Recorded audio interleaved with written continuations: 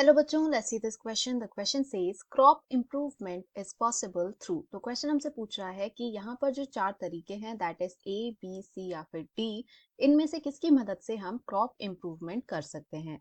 तो क्वेश्चन के लिए जो हमारा की कॉन्सेप्ट रहेगा, it is going to be crop improvement. तो यहाँ पर पहले हम इस टर्म का मतलब समझेंगे एंड इसके बाद हम देखेंगे वो तरीके जिससे हम क्रॉप इम्प्रूवमेंट कर सकते हैं। तो ये जो है एक इजी टू मॉडरेट लेवल का क्वेश्चन है। सो क्रॉप इम्प्रूवमेंट में हम प्लांट्स के अंदर जेनेटिक ऑल्टरेशंस लाने की कोशिश करते हैं ताकि उससे रिलेटेड जो भी ह्यूमन नीड्स हैं, जैसे उनके मेन प्रोडक्ट्स हुए या फिर बाय प्रोडक्ट्स हुए, उन्हें फुलफिल किया जा सके। तो इन तरीकों को ही क्रॉप इम्प्रूवमेंट कहा जाता है। इस प्रोसेस को ही क्रॉप इम्प्रूवमेंट कहा जाता है। तो इसके कई सारे तरीके या फिर कई सारे मेथड्स हैं, जिनमें से कुछ हम यहाँ पर देखेंगे। The first is selection. तो इस प्रोसेस के अंदर हम सेलेक्ट करते हैं बेटर क्रॉप्स या फिर बेटर सीड्स को, जिनके अंदर डिजायरेबल ट्रेट्स, वो ट्रेट्स जो कि हमें पसंद है, हमें जरूरी हैं फॉर द इकोनॉमिकल ग्रोथ, वो प्रेजेंट हों। तो ऐसी क्रॉप या ऐसे सीड्स को हम सेलेक्ट करते हैं एंड उन्हें फर्दर ग्रो किया जाता है। तो इन डिजायरेबल ट्रेट्स के अंदर प्रोडक्ट आ सकता है, प्रोडक्टिविटी, हाई प्रोडक्टिविटी हो सकती है, या फिर रेजिस्टेंस हो सकता है टू पेस्ट, टू डिसीजेस। इन तरीके के प्लांट्स को सेलेक्ट किया जाता है। सेकेंड मेथड जो यूज किया जाता है, एम्प्लॉय किया जाता है, इट इज इंट्रोडक्शन।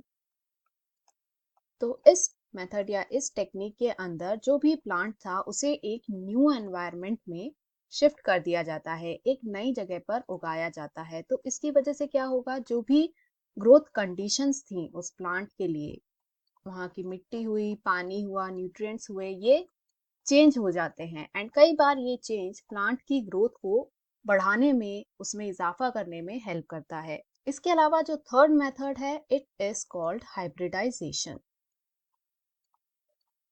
तो ये जो मेथड है, इसकी मदद से जो भी डिजायरेबल जीन्स वाले प्लांट होते हैं या डिजायरेबल ट्रेट्स वाले प्लांट्स होते हैं, उनको आपस में क्रॉस किया जाता है एंड उसके बाद इनके जो सीड्स मिलते हैं, they are the hybrid seeds. Why? Because वो अलग अलग कैरेक्टर्स से मिलकर बने हैं, they are hybrid seeds. And then इन सीड्स को फर्दर ग्रो करके इनकी प्योर लाइंस जनरेट की जाती हैं। तो ये जो प्लांट ग्रो होगा नया, it will be a hybrid plant. तो ये तीन तरीके हैं जो कि क्रॉप इम्प्रूवमेंट में हेल्प कर सकते हैं। तो अब क्वेश्चन में दिया ऑप्शंस को यदि हम कंसिडर करें, ए कह रहा है judicious combination of selection, introduction and hybridisation.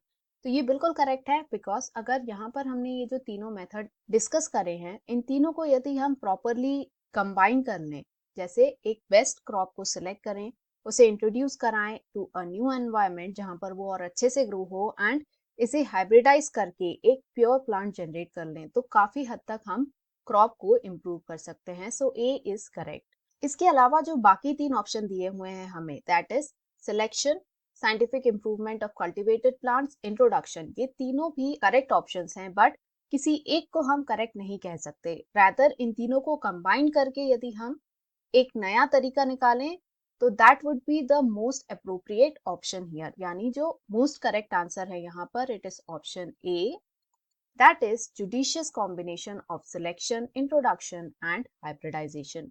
Hope you understood it well. Best of luck.